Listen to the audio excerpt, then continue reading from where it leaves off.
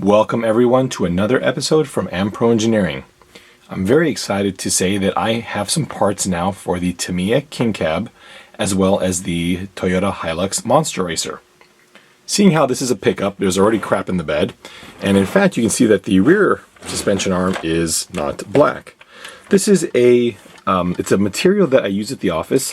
It's very, very brittle, but it allows me to get some prototypes done very quickly so that I can order the correct ones, which are these guys right here. If we compare the left side of the truck to the right side of the truck, you'll probably notice that other than the color, they look pretty much the same, and you're right. The geometry of the bulk of this has stayed pretty constant. I've even gone out of my way, if I flip this over real quick, to make sure that the overall look of the rear arm has been kept for the replacement rear arm. There is some slight differences in terms of geometry because this is ABS and this is printed nylon, but overall you do see that this arm and this arm are clearly related. Seeing how the original suspension here and the new suspension are basically the same looking, you may be wondering, well, why did I even bother making a new suspension? Well, there is a reason for my madness here as I hit the camera. Okay. So this is the stock suspension arm, this is the stock upright, and this is the stock hub on the inside. Stock shock absorber. Alright, does every King Cab nut out there know this is completely stock? Alright, good. So I'm going to press up on this hub right here. And first off, you can see that it's kind of at an angle, a different angle as the mounting point is, so that's interesting. I'm going to push up on this. Do you hear that? Let's zoom in a bit. See what's going on there? For reasons unknown to mankind, when this was designed and prototyped by Tamiya, maybe they used a different, harder ABS plastic. These arms are ridiculously soft. I mean, look at these things. They are super gummy. I suspect that they weren't aware of the ABS grade they were going to use because the upper link smashes into the shock absorber and it's just absolutely appalling. I don't know what they were thinking. So the fix was rather simple. I, number one, used nylon, which is going to be much, much stiffer. And then the upright has gotten much narrower right here. So now, not only does it not hit, but you've got a good 5 millimeters of clearance between that shock absorber and the upper link. Right off the bat, you're going to see that everything you need comes with this one order. So unlike having to order separate uprights and separate arms and separate mounting pivots here, you can just see that one order has everything tied up together nicely. They are available individually if there is a break, but the initial kit is just all one piece. So let's break this apart. One neat thing to mention here is that these arms are reversible. There is no left and right. Same with the uprights, and same with these little guys here. Now, the neat thing about this particular kit here is, unlike many of my kits where you're doing custom work, this kit requires all the original pieces that you would pull off of the King Cab and just place on here. So what I'm going to do off camera is just disassemble this rear end as I need the hardware, and then we'll get to reassembly. I have removed the old parts, so we'll just push those aside, and let's prep the new ones. I have a 3 millimeter drill bit here, and I'm just going to clean out all the pivot points, just to make sure that there's not going to be any binding. Remember that the SLS printing process will leave some powder and residue, so you just want to make sure it's clean. Just be careful and not to overbore it, because then it'll have too much slop, and you don't want that. To the lower pivot on the hub. There you go. And we can just test these by pushing in the stock pin here. Okay, so this one seems, nope, this roll pin is a bit thicker. Usually I use a 3 millimeter bit and just give it a few passes, but it looks like this roll pin here is a bit on the fatter side. So I do also have a 3.1 millimeter bit.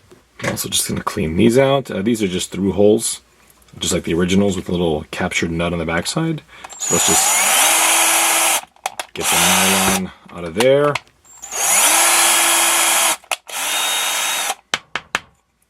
nice and clean. Did that to that one already. I also ran the 3mm bit through the top of the hub. This is going to have a screw straight through it. It's a machine screw, and there's a ball nut. I'm sorry, a ball. Yeah, there's a ball nut on the inside of this here that'll keep it all together. Now let's focus on this lower part here. Now with the 3mm bit, there was a little bit too much, I guess, tightness in here. We wanted to make that a little bit bigger, so I've got a 3.1mm bit here, and I'm gonna just tap this one. Okay, now here's the deal. This is a pretty meaty part here. The arms are not. The arms are significantly thinner on the outer area, and the reason for that is I wanted to make sure that it was able to use a stock hinge pin. Do not bother boring these open more. If these are snug, don't worry about it. Allow the knuckle to pivot simply using its own, this bore right here. I'm going to do the same thing to the rear mount. There's one more item I wanted to mention. There are 3 mounting points here for the shock absorber, same as the, oh, that's not the stock arm, there you go, same as the stock arm. For these here, you do not want to drill them out. They are currently 2.6mm in diameter. They're designed so you can thread a machine thread ball stud right in there. So this is a 2.5mm bit, and I'm just going to push it in with my finger just to kind of get all the junk out of it. And that's kind of cleaned it out. If you are having some trouble using your fingers, then just maybe a hand drill. If you do end up using a power drill, be really, really careful. You don't want to poke through here. That will weaken it. These go pretty darn deep, so when the drill, just put very little pressure on it. When the drill stops, that's it. Well, since these arms are here, let's go ahead and just put these together. So I'm going to go ahead and thread in the ball stud right here. This is why you have to make sure the hole is empty, because if it has got some stuff in it right there, it is not going to seat properly, and you're going to be trying to torque it down. It's going to want to fight you, and then it'll just get stripped. So this is just about the length of this ball stud. Okay, when it stops, you're done. Do not strip these out, so they're in there. You can put a little bit of a thread lock on them. They respond quite well to that. Just a little bit, otherwise you'll glue them in place. So next, we'll take one of the hubs, and again, these go on both ways. So it doesn't really matter which one you put on. We do want to orient the arm in the correct orientation, so this will be the right side of the truck. And here that goes. I will put in the roll pins probably in the wrong direction. I like it so I can pull them straight out. If they're oriented the other way around, it might be a little bit tougher. Not so much for the outer one, but definitely for the inner one. So let's just push these straight through, and we're done. We have got a C-clip right here. Okay. So there is the arm, and let's go ahead and put the screw in the top. Now, because this is a bit thinner, it's quite a bit thinner, let's compare it to the original. Okay. The screw they provide is a little bit long, but just to prove to you that it will still all work, I will replace all the stock components here. So there's our stock ball nut, and here is our Tamiya tool and my screwdriver. Okay, there it is. Did I put thread lock on it? No. Why? I forgot. There. Oh, you will notice these mounts here are for the sway bar. I always assumed that Tamiya offered a sway bar, but what I've been told is that they never did. If you know, most likely you know better than I do. But I'm just kind of curious. I'm pretty sure that one was never offered, but I left these in here anyway. There is a version of this arm that does not have these. It's a little bit cleaner. Alright, so next we will install the piece right here. And again, I like to put it in so that I can remove these arms if I have to at a later time. This geometry is very peculiar. I should actually mention this here. This component, it is a little bit taller than the original. It's hard to tell. This one is 1mm taller than this, and the reason for that is I had to, kind of bulk up the ends of these arms for rigidity. The stock ones, this thickness of the stock arm is the same as this thickness, but you can see the end of the arm gets significantly thinner, and I did not want that. I wanted these bulked up. So you will find that these are a little bit thicker, but that is not going to have any problems with interference. So again, we'll just slip this in. We'll squeeze, there we go, and is that the right way? Yeah, good. And then we'll put the C-clip on. This is ready to be installed. Both of the arms are assembled, and now I can just throw in some ball bearings. There's one. There is two. Okay, those are both in, and then we can put in the spindle, like so. And there's a C-clip right there. Cool. So that's all ready to go. I'll put the other one in. So lastly, you want to mount the arms. So as usual with the originals, you want to just drop in the nut square in there. That is a perfect fit, if I do say so myself. Okay, perfect. And I don't know if I can record and do this at the same time, but we'll give it a go. And it's already stuck. There we go. Okay, there's one, and the other one, same deal. Alright, so here is the travel of the rear arm. And I have not touched the length of the turnbuckle, so theoretically this should go right in without any kind of modification, because as I mentioned before, the geometry is the same, but you can't see me putting this in. That's better. So pop that in there and pop that in here. Okay, there's that. And the shock absorber is going to go in next. So this is genuinely the first time I've seen the production, the production version. So you are seeing this the first time with me. I'm not even going to install the other side just yet. Let's apply a load directly to the hub. So looking at it from the top, you can see a nice big gap right there. There you have it. I'll put the other side on now. So this has been it's designed to be a stock installation, so if you've got aftermarket pieces, unfortunately I can't vouch for those, but if they were able to be installed with the stock hardware, then you should be good to go. I just love looking at this here. Ooh. Now, you probably want to know how durability is. So with these arms, you're going to have a very rigid body. There's not really going to be any flex in these arms at all. They're very, very stiff. The stock suspension arms, and I'll just use the front ones as examples, these things are made of, I suspect, some kind of chewing gum. I can't really tell. So not only are these going to be very rigid, but because the stock arms were incredibly flexible, they could take just an uncompromising amount of punishment. These are not going to do that.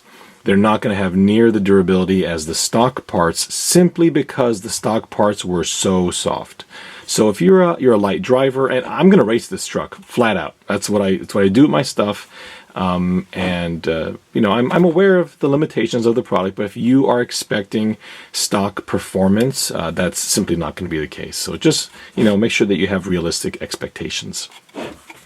You probably want to see this thing jumping and landing, and that's too bad, because we are not done with the King Cab. Very soon we'll have part 2 to this. So what we have here is a skid plate from Radio Controlled Customs, and some corresponding hardware, a transmission plate, and some mounts, because this transmission is going to go away, and we are installing a Team Associated Stealth transmissions. Quite possibly one of my favorite designs of any transmission ever made. So, and I'm not here to argue that this is a misunderstood transmission. I very much feel that there's some complexity to this transmission that simply was never sorted originally, and maybe a lot of it has to do with improper assembly, because I've heard people beat the heck out of these transmissions with no problems. I've heard other people put a battery pack in the first time, and 10 feet away the transmission's on fire. So I'm not going to deal with any of that. I absolutely love the Stealth transmission, and I want a truck that is absolutely bulletproof. So we are going to say goodbye to that transmission, and we are going to install this bad boy. Once that is done, we're going to address this. What is this? I mean, it's not a bumper, because bumpers do something like absorb impact. What this does is it takes impact, directs it straight to these incredibly weak chassis mounts over here and shatters them. So this is no longer going to be a viable option for my vehicle. We're going to replace that with something that acts like a bumper. Let's end this video with looking at this magnificent body. This is by Team Blue Groove, one of my favorite aftermarket body manufacturers. Absolutely rock solid bodies. I cannot recommend them enough. Thank you so much for watching. The next video, part 2, will be up pretty soon. Again, I do have some other items that I wanted to show off, like the differential lock for the Hornet and Midnight Pumpkin series transmission, and that'll be coming up fairly soon. I hope you enjoyed the video. Please like it if you did, and if you have any questions, please go ahead and comment away. Please subscribe if you're into this kind of craziness, and you can go ahead and add me on Facebook and Instagram at AmProEngineering on both. And before you take off, please check out the band Blue Pinto. They allow me to use their songs in my videos, and a link to their Facebook page can be found in the credits. Thank you so much, and we'll see you next time.